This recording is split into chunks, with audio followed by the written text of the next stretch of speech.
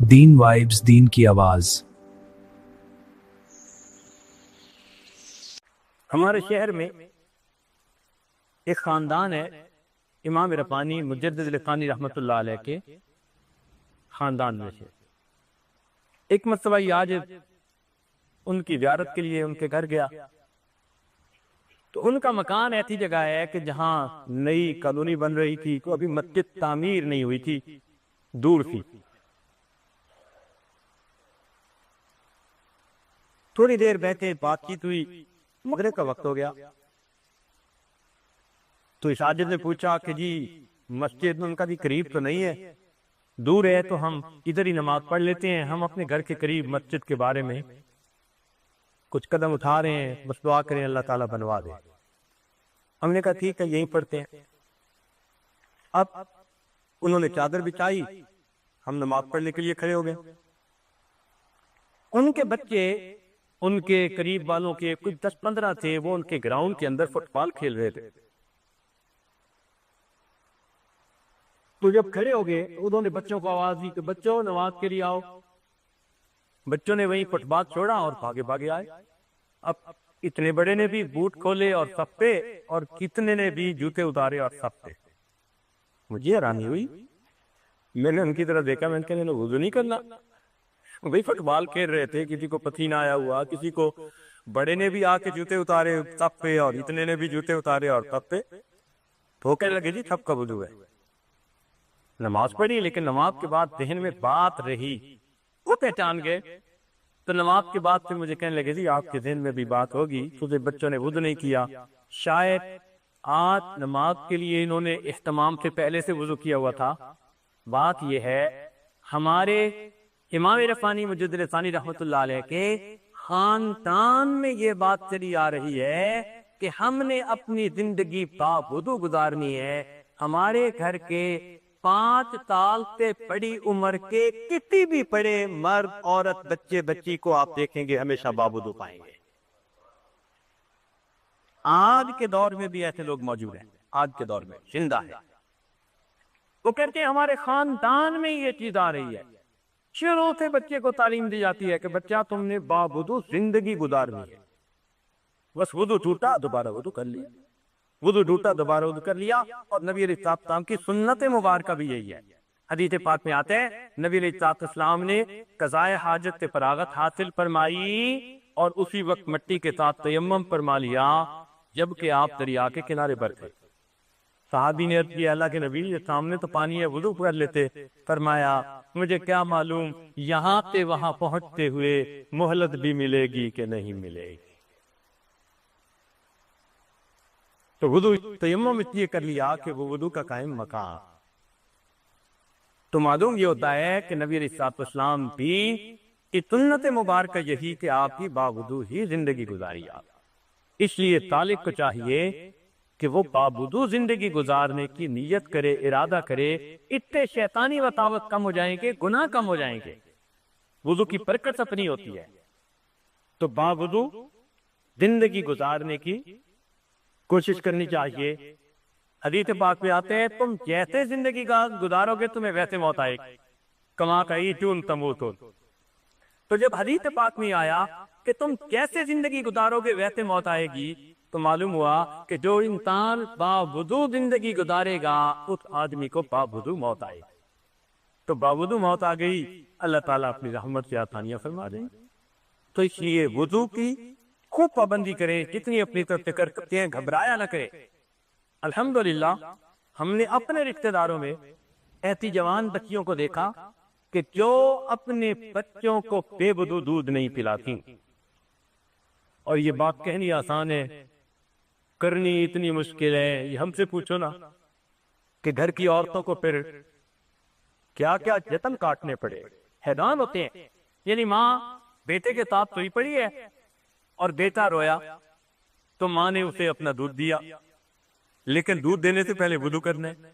سردی کے موسم میں لحاف میں سے، گرم کمرے میں سے نکل کے جاؤ وضو کرو، وضو کر کے آؤ، بچے کو دودھ پلا کے 15 منٹ لیٹو، 15 منٹ کے بعد بچہ پھر روتا ہے کہ مجھے پھر دودھ چاہیے، اب پھر وضو کرنے کے لیے جاؤ چونکہ آگ لگ گئی تھی۔ پھر ارتاط ہوا کہ واقعی بچے کو ہمیشہ باوجود دودھ پلانا آسان کام نہیں ہے، بڑا مشکل ہے۔ آپ کار پہ سفر کر رہے ہیں اور بچہ رو رہا ہے، اور اگر وضو نہیں ہے تو آپ وضو کہتے کریں، بچے کو دودھ کہتے پلائیں، اور بچہ تڑپ رہا ہے وہ دودھ پلاؤ۔ اب رکو، وضو کرو، اب باپردہ عورتوں کے لیے وضو کرنا کتنا مسئلہ، لیکن الحمدللہ آفرین ہے ان بچیوں اور ان عورتوں پر آج کے گئے گزرے دور میں بھی اپنے بچوں کو باوجود دودھ پلاتی ہے۔ یہ برکتیں ہوتی ہیں جو مشائخ کی اچھی عادتیں ان کی نسلوں میں آگے چل رہی ہوتی ہیں، ان کی اولادوں میں چل رہی ہوتی ہیں۔ خواجہ معین الدین ترمذی رحمۃ اللہ علیہ نے بنگال کا دورہ کیا، 7 لاکھ ہندو مسلمان ہوئے اور 70 لاکھ مسلمانوں نے بیعت توبہ کی۔ 7 لاکھ ہندو مسلمان اور 70 لاکھ مسلمان مرید بنے، توبہ طائب ہوئے۔ جب گھر پہنچے تو بڑے خوش تھے۔ ماں نے پوچھا معین الدین بڑے خوش نظر آتے ہو۔ اماں مجھے اللہ نے یہ سعادت بخشی، اتنے لوگوں نے اسلام قبول کیا، مجھے ذریعہ کے طور پہ اللہ نے قبول کر لیا۔ ماں نے کہا بیٹا یہ تیرا کمال نہیں، یہ میرا کمال ہے۔ یہ تیرا کمال نہیں، یہ میرا کمال ہے۔ کہ اماں آپ کا کمال کہتے؟ لاڈ میں پوچھا آپ کا کمال کہتے؟ فرمایا بیٹے جب تم چھوٹے تھے میں نے کبھی بے وضو دودھ نہیں پلایا، یہ اس کی برکت ہے، اللہ نے لاکھوں انسانوں کو تمہارے ہاتھ پہ اسلام قبول کرنے کی توفیق بخشی۔ تو پہلے زمانے میں عورتیں اپنے بچوں کو اس طرح باوضو دودھ پلاتی تھی، باوضو کھانے پکاتی تھی۔ آج تو باوضو کھانے پکانے کا رواج ہی ختم ہو گیا، رواج ہی ختم ہو گیا۔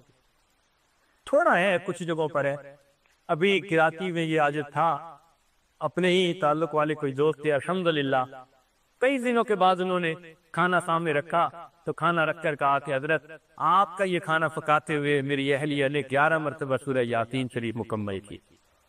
خوشی ہوئی الحمدللہ، ابھی کچھ لوگ باقی ہیں جہاں۔ آپ اب گھر کی عورتوں کو ذمہ داری لگا دیجیے کہ وہ ہمیشہ باوضو کھانا کھلائیں گھر کے مردوں کو، آپ کو اپنی اولاد سے شکوے ختم ہو جائیں گے۔ تجربہ کر کے دیکھ لیجیے، ہم نے اس کو آزمایا ہے۔ آپ جو کہتے ہیں یہ اولاد دین میں دلچسپی نہیں لیتی، پڑھتی نہیں، فرما بردار نہیں، کہنا نہیں مانتے، سب شکوے ختم ہو جائیں گے۔ کیوں؟ جب ان کو باوضو پکا ہوا کھانا ملنا شروع ہو جائے گا، اس میں برکت اور اس میں نور ہوا کرتا ہے۔ جو عورتیں شکوے کرتی ہیں نا جی خاوند گھر میں گرم دماغ رہتا ہے، تعاون نہیں کرتے، ہر وقت ڈانٹ ڈپٹ کرتے رہتے ہیں، وہ خاندوں کو باوضو کھانا کھلانا شروع کر دیں، اللہ تعالیٰ گھر کے ماحول کو محبت پیار والا بنا دے۔ تجربہ کر کے دیکھیے، ہم نے باقاعدہ آزمایا اس کو۔ یہ گھر میں پریشانی زیادہ ہے، رزق کی یا صحت سے متعلقہ، اس گھر کے سارے لوگ باوضو رہنا شروع کر دیں، اللہ تعالیٰ ان کو پریشانی اور مصیبتوں سے آسانی کرنا۔ الوضوء صلاح المؤمن، حدیث جو آئی ہے نا، تو یہ حدیث معمولی نہیں ہے کہ وضو مومن کا اسلحہ ہے۔ اسلحے سے انسان کی جیسے حفاظت ہوتی ہے، اسی طرح وضو سے انسان کی ہر پریشانی ہر مصیبت سے اللہ حفاظت فرما لیتے ہیں۔ تو اس لیے آج باوضو زندگی گزارنے کا اہتمام یہ بہت کم ہے۔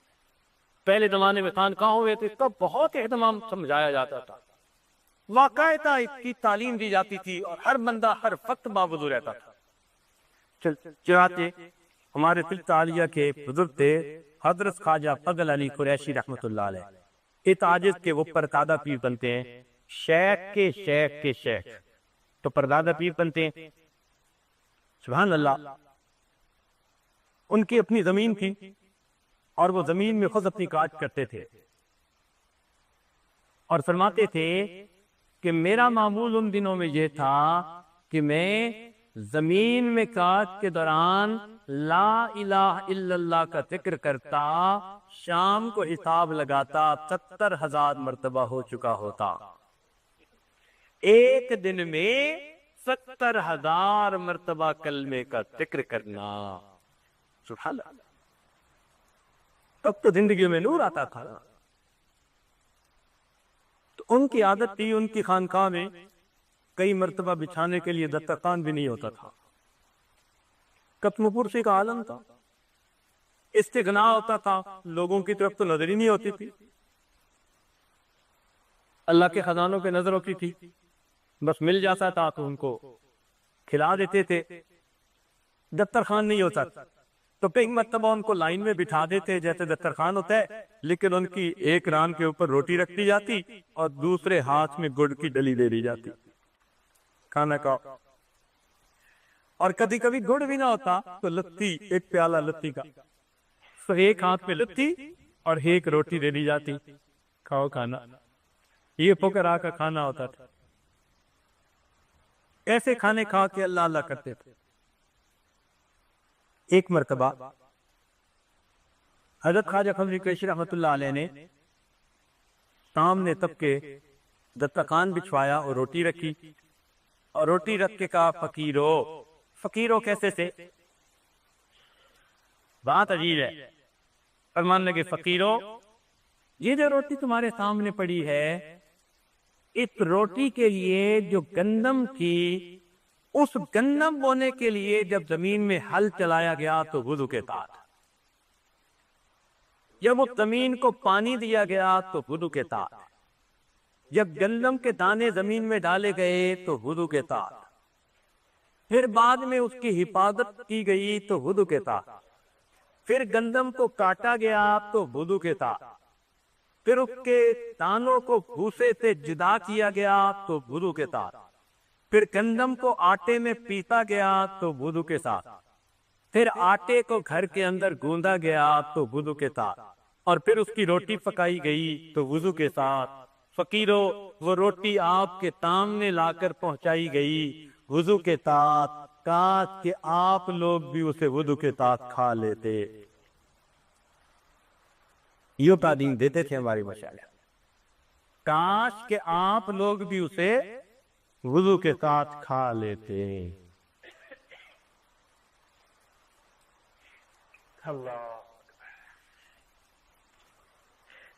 مجادت نے ایک واقعہ پڑھا کہ ایک عیسائی عورت تھی، اس کا بچہ تھا،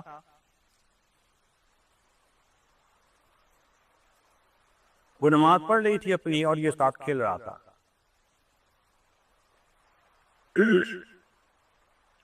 کوئی دشمن تھا، اس نے جب دیکھا کہ عورت تو نماز پڑھ رہی ہے اور اس کا بچہ ساتھ کھیل رہا ہے اور تنور جل رہا تھا، اس نے عداوت کے مارے اس کے بچے کو اٹھا کے تنور میں پھینک دیا. یہ دشمنی بہت بری ہوتی ہے، وہ بندے کو اندھا کر دیتی ہے، آنکھوں پہ پٹی بن جاتی ہے، حیوان ہو جاتے ہیں انسان.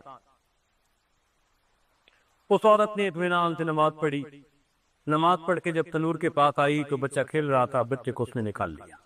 اب لوگوں میں یہ بات بڑی مشہور ہو گئی. کچھ لوگ اس کے پاس آئے، کہنے لگے کہ تجھے یہ مرتبہ کیسے ملا، تجھے یہ مرتبہ کیسے ملا؟ تو اس عورت نے کہا کہ میرے اندر 4 باتیں ہیں. ایک تو میں پوری زندگی باوضو گزارتی ہوں، ہر وقت باوضو رہتی ہوں.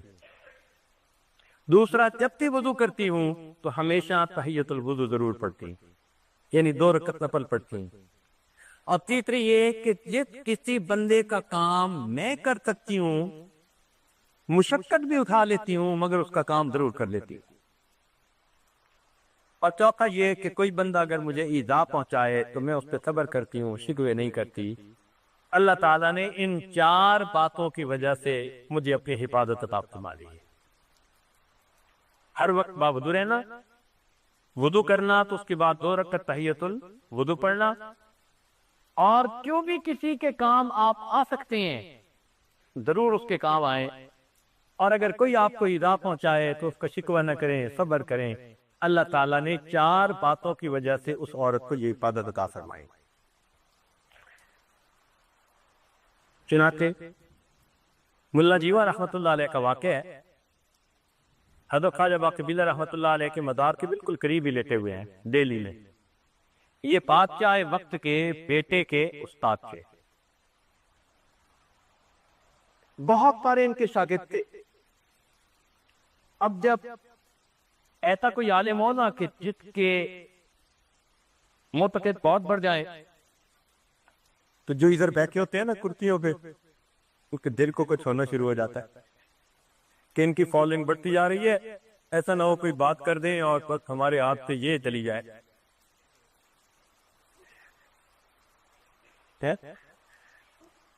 پہلے زمانے کے لوگ تو پھر بھی آیت الکرسی پڑھتے تھے، آج کے دور کے قرآن کرسی کرسی.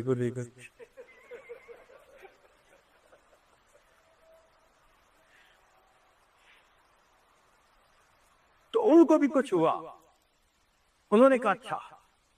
چنانچہ ایک سپاہی کو بھیجا، جاؤ ملا جیوا کو میرے پاس پیش کرو.